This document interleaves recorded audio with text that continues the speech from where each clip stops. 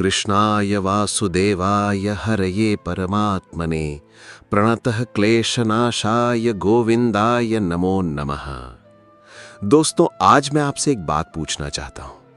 क्या कभी ऐसा हुआ है आपके साथ कि आपने पूरी मेहनत की, रात रात भर जागे, दिन रात एक कर दिया और फिर भी वो नहीं मिला जो आप चाहते थे?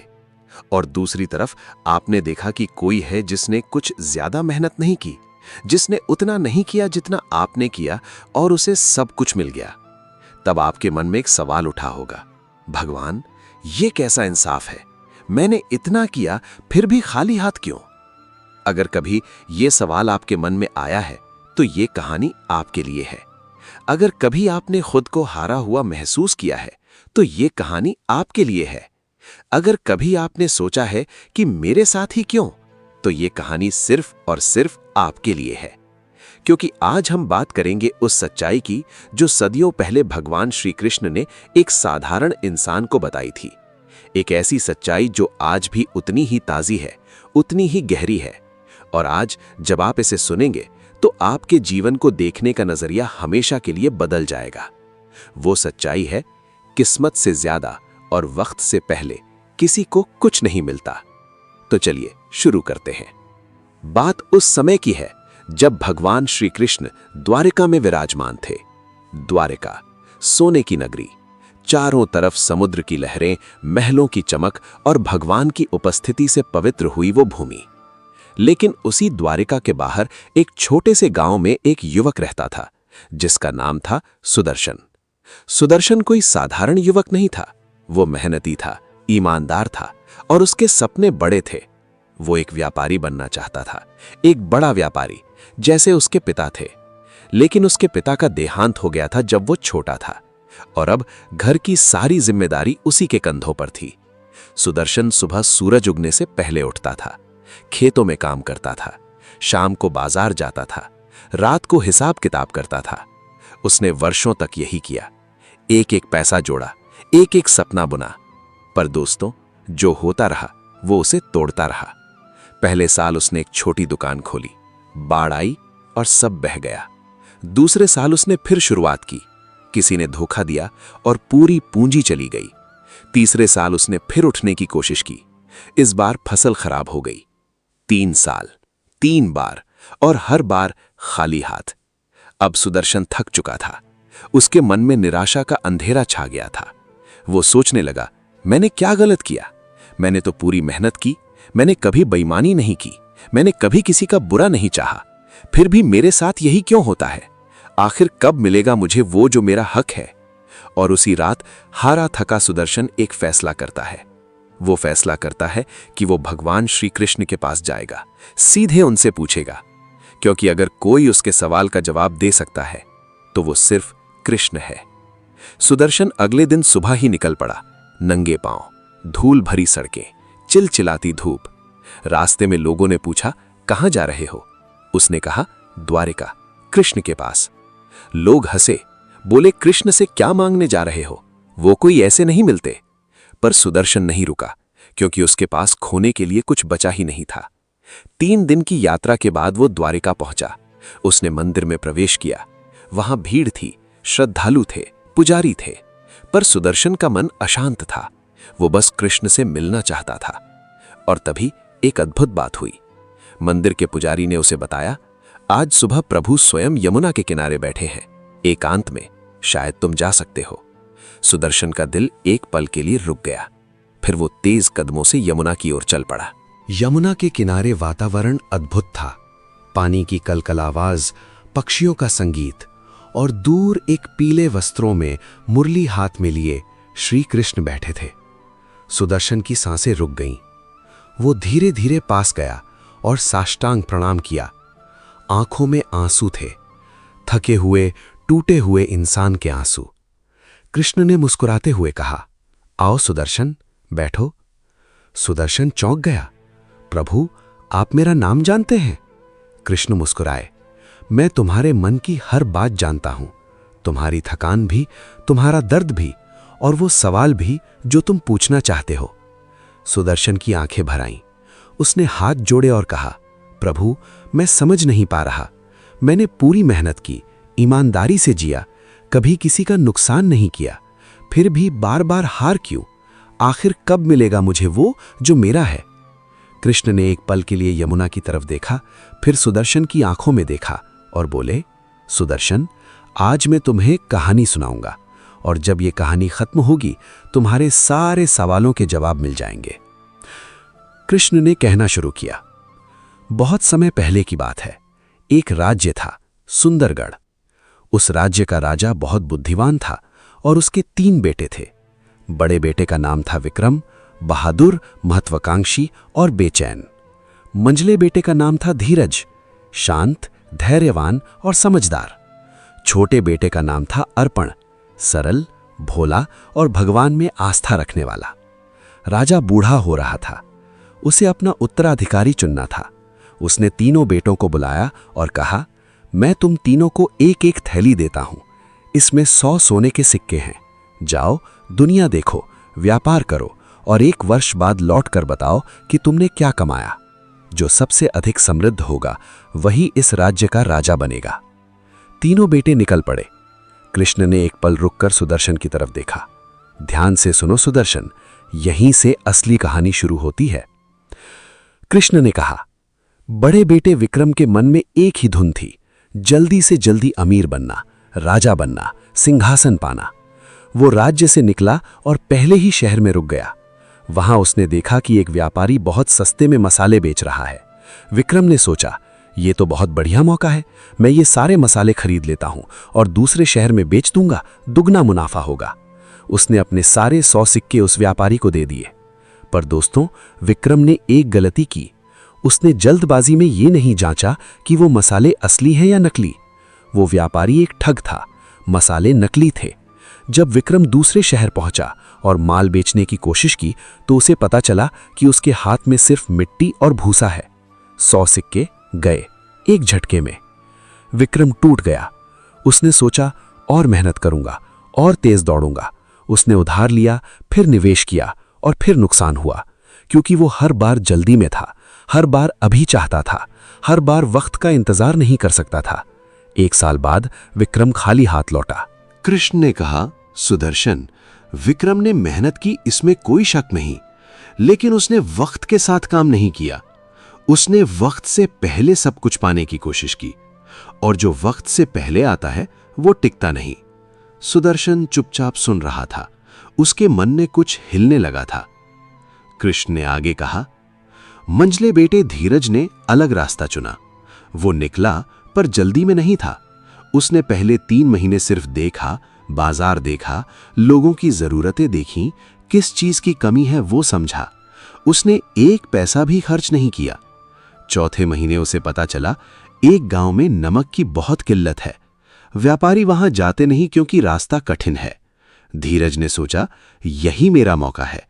उसने नमक खरीदा, कठिन रास्ते से गांव पहुंचा और अच्छे दाम पर बेचा। मुनाफा हुआ। उसने वो मुनाफा फिर लगाया। धीरे धीरे उसका व्यापार बढ़ा। पर दोस्तों, 9 महीने बाद एक बड़ा व्यापारी उसी रास्ते से आने लगा। धीरज का एक अधिकार टूट गया। उसका मुनाफा कम हो गया। 1 साल बाद धीरज लौटा। उसके पास 150 सिक्के थे, 100 से 50 ज्यादा। राजा ने कहा, शाबाश बेटा, तुमने धैर्य से काम किया। पर धीरज राजा नहीं बना, क्योंकि छोटे बेटे की कहानी अभी बाकी थी। कृष्ण की आवाज में एक अलग ही गहराई आ गई जब उन्होंने अर्पण की कहानी शुरू की। छोटा बेटा अर्पण सबसे सरल था, सबसे भोला था। जब वो निकला तो उसके बड़े भाइयों ने उसे देखकर सोचा कि ये तो कुछ नहीं कर पाएगा। अर्पण चला। रास्ते में उसे एक बूढ़ा किसान मिला। बूढ़ा रो रहा था। अर्पण ने रुककर पूछा, काका क्या हुआ? बूढ़े ने कहा, बेटा, मेरी पूरी फसल तैयार है, पर मेरे पास काटने के लिए मजदूर नहीं है। अगर आज रात बारिश आ गई तो सब बर्बाद हो जाएगा।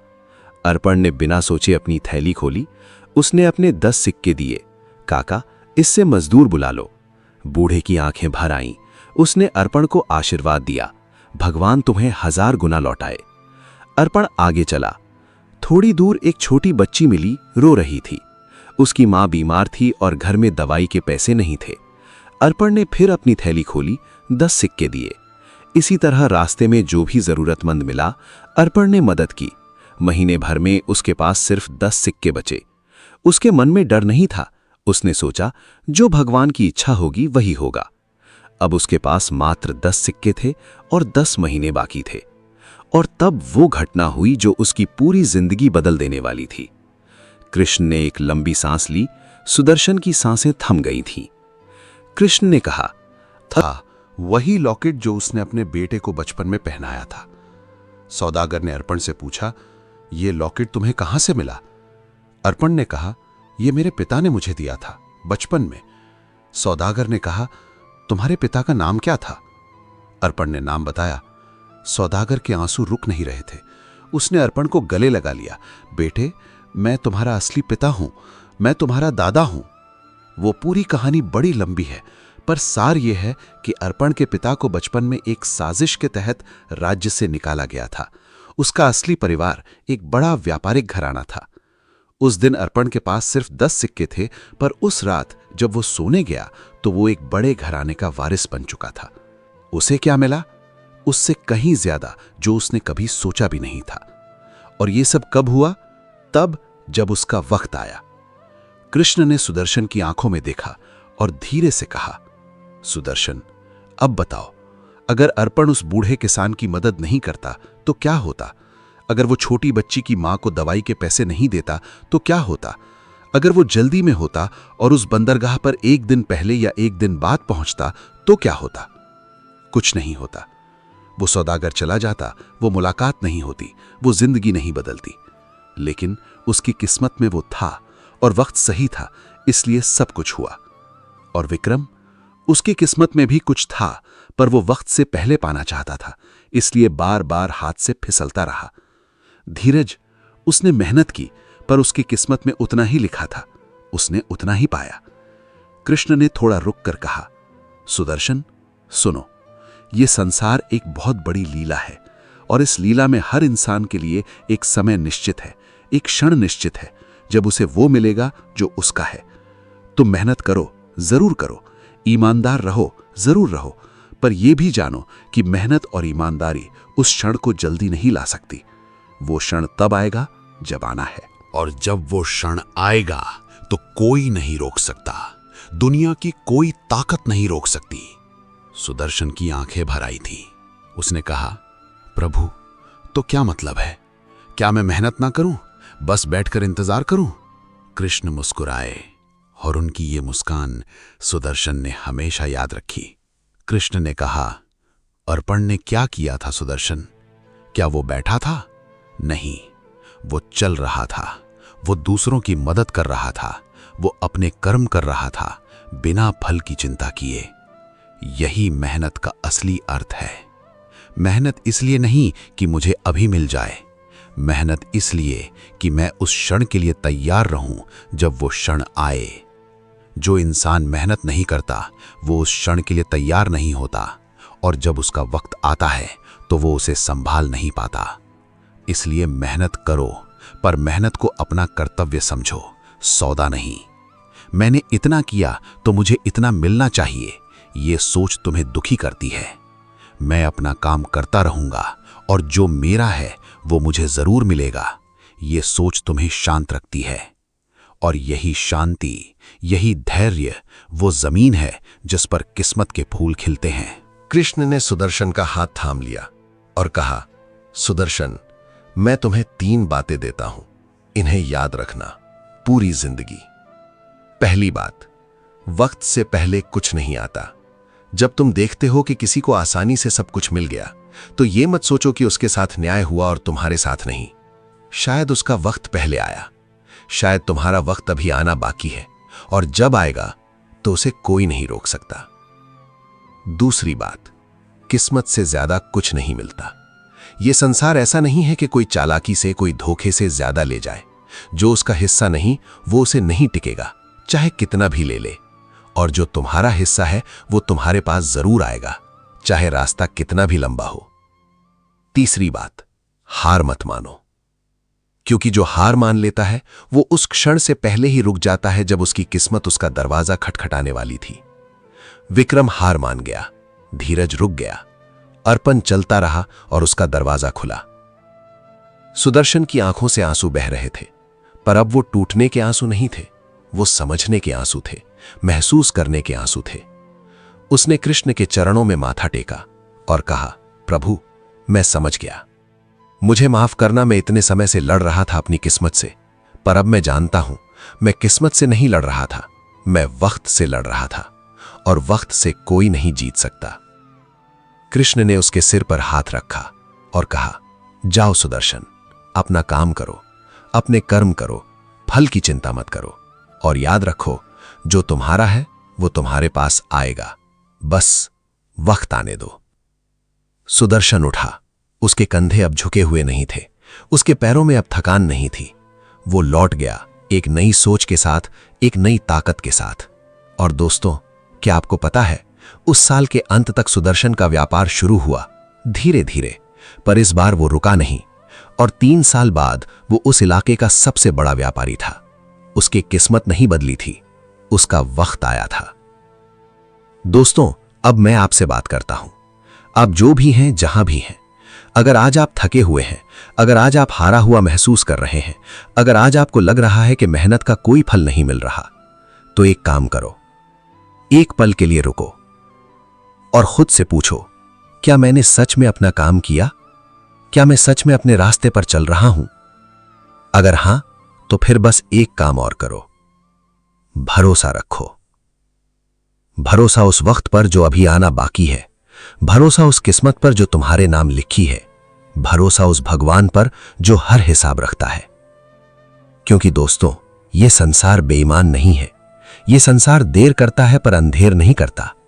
जो बीज आपने बोया है वो उगेगा जरूर, जो मेहनत आपने की है वो रंग लाएगी जरूर, जो सपना आपने देखा है वो पूरा होगा जरूर, बस वक्त आने दो।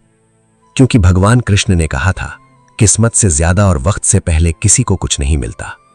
और इसका मतलब यह नहीं कि तुम्हें कम मिलेगा, इसका मतलब यह है जो तुम्हारा है वो पूरा मिलेगा, सही वक्त पर मिलेगा, जरूर मिलेगा, बस रुकना मत। जय श्री कृष्ण।